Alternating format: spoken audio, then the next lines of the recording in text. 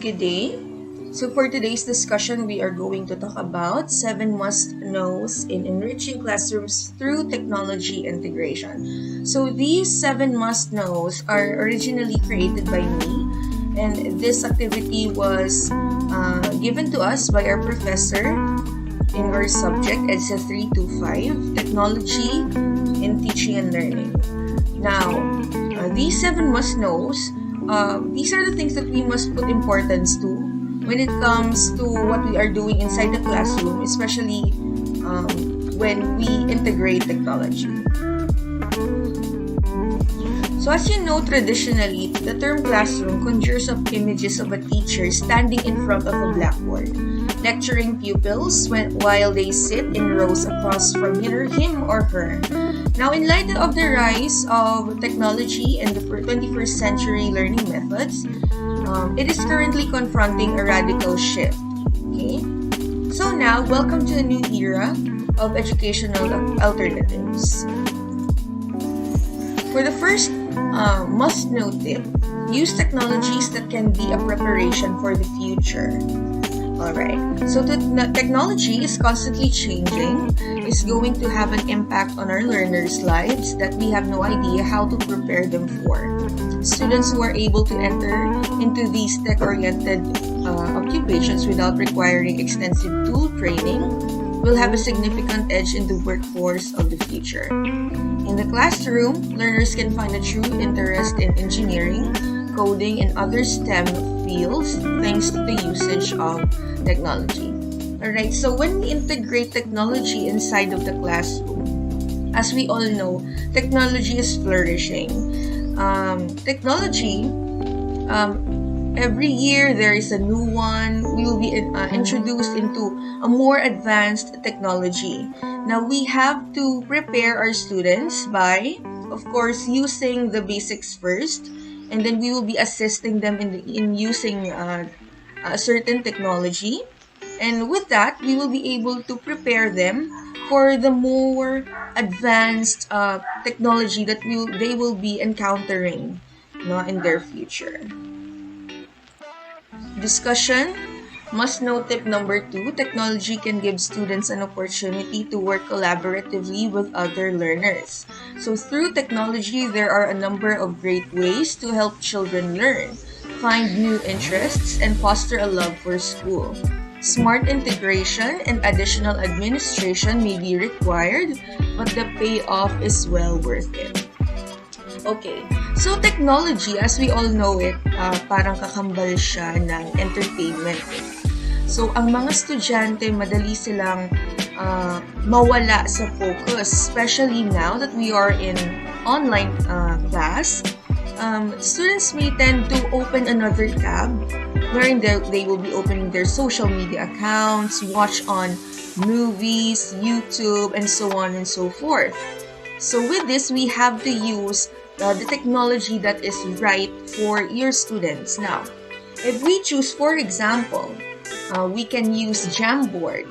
Therein, for example, we give a question, a situation, or whatsoever, and then we will be asking our students to put on their answers, and then they can also answer or comment on the works of their classmates too, because in the Jamboard, all of the students can work collaboratively.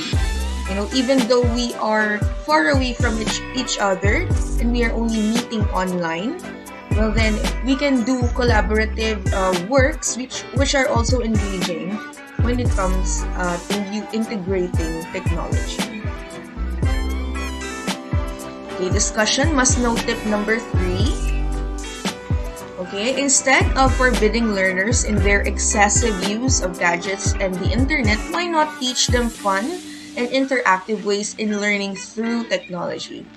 All ages like playing games, and it's an exciting and enjoyable way to pass the time. Educational games, this style of play is called game-based learning or play-based learning.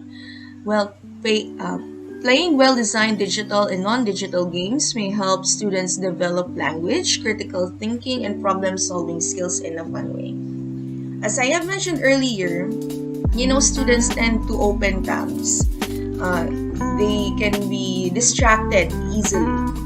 Now, as teachers, we have to find out their kilite on how to get their interest, to get them away from the distraction that they are in. So we must make the style of our teaching in an entertaining way, not in a boring way, of course. So we can find so many applications, so many software, so many websites, of course, na safe naman for the students, so that your discussion and the collaborative works can be more of an entertaining thing for them. Not a boring thing, not a very pressuring thing, but instead they will like to get engaged more into the activities that you are giving them. And as they learn the lesson, they will be applying it through the whatever thing you're doing for them, para magawa nila yung pinapagawa mo nang natutuwa naman sila. Discussion must note it. Number 4, the use of technology inside the classroom must be relevant to the learners. The technology you are going to use must have a strong connection to the lessons or topics you are using it for. Your tool must meet your learning goals. It must be appropriate to your students. Its content must be factual and reliable, and most importantly, it must be aligned to your goals. Now, if you're going to use technology, of course, napaka-dangerous ng technology, the internet, di ba? You have to choose those things that are important only. Wala nang cheche bureche. We have to choose the things that must be relevant to the learners. Hindi pwede tayo magdagdag ng mga bagay na para lang nakakatuwa lang, pero wala namang connect. Diba? It's a waste of time and energy for both the students and the teacher, of course. So, when you choose something for your students, no, dapat pag-isipan mong maigi. Will this be useful? Will this be a waste of time? You have to ask yourself as an instructor. Discussion must note tip number 5. You could use social media to engage your students. There are a variety of methods to incorporate social media into the classroom, ranging from posting notices to hosting live lectures. In addition, social media provides new options for e-learning. As more and more people work from home and take online classes, teaching pupils how to work from a distance is a must. Okay, so since social media is the most common na ginagamit nating lahat, not only the young, of course, but the adults, no? So, we can make use of it. So, for example, our professor, this post, this discussion, the 7 must-know tips, was given to us by our professor to be posted in our social media accounts with hashtags TTL, and then we're going to post it, and then we're going to ask for our classmates to read it, give some reactions, to give some comments, and then we can use this to our students too in the future. We're going to ask them, for example, to post something about their insights, about something like you will be giving them a topic, what are your insights. For example, this one, 7 must-know tips in technology integration inside the classroom. And then, syempre, sobrang dali lang naman natin na makapag open a conversation, diba, sa social media by comments, reactions, and then doon share din. And then at the same time, you can share, they can share their insights not only to their classmates but also to everyone, their friends. It can be posted publicly, right? Discussion must-know tip. Number 6, utilize a wide range of technologies for your learning classroom. There is no one-size-fits-all approach to learning and memory retention. Teachers can use technology to deliver their lessons to their students' specific learning needs and skills. Students can also work at their own paces thanks to the utilization of technology. Now, in technology, sobrang daming apps, sobrang daming websites, sobrang daming softwares, sobrang daming paraan. Hindi lang naman yan YouTube lang, hindi yan G Suite lang, no? We can use everything. For example, that was Mentimeter. That was very new to me. It was used by my NSTP teacher. I didn't know what Mentimeter was before until I know and she introduced it to us. So, there's so many things that we can use. And dapat appropriate din sa ages nila. For example, if you're teaching elementary, you should use the easy, user-friendly tools only. You cannot use Adobe Photoshop for those students because they don't know how to use it pa. No, it's too complicated. You have to use the simple tools only. You should always see to it that your students will be able to use it easily. And another thing is that it's not consuming naman sa data because not everyone has a broadband connection. Some only depends on load. Alright? So, and always remember na ito lang yung pwedeng gamitin. There will always be something new. And bukas, kunyari ito ginagamit mo, bukas may bagong mas maganda, mas madaling gamitin, mas accessible, wala pang bayad. No? So, huwag kang magsasettle kung ano lang yan. You as a teacher, as an educator, you have to discover more. Huwag kang magsasettle sa yan lang. Kasi para sa students mo, diba, dapat sabay-sabay ka pa rin sa pagbabago. Hindi pwedeng ma-stuck lang. And for the last one, must know tip number 7, make your online classroom environment safe. Cyberbullying and identity theft have been linked to online learning despite the benefits that remote learning has brought. So it's important to recognize the risks. In order to keep kids and their families safe, educators must do all they can at school and at home.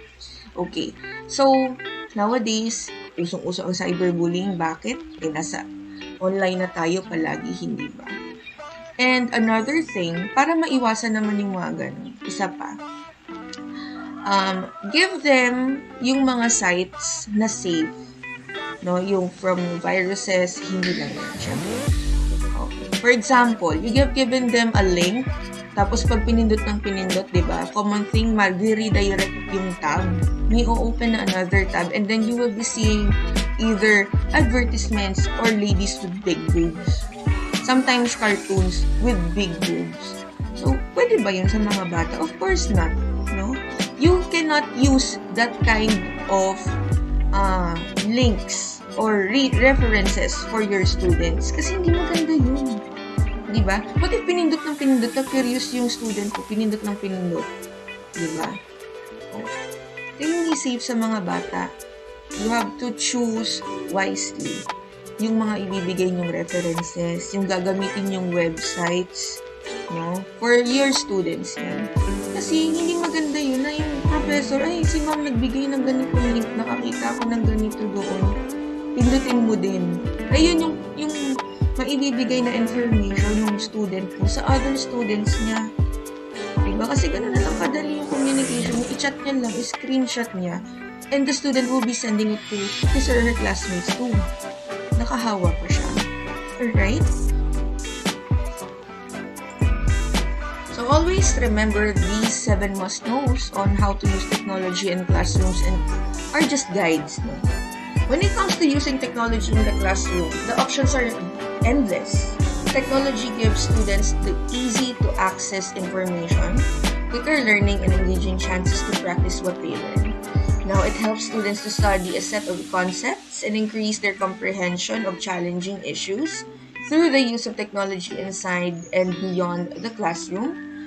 Students may obtain 21st century technical skills crucial for their future employment.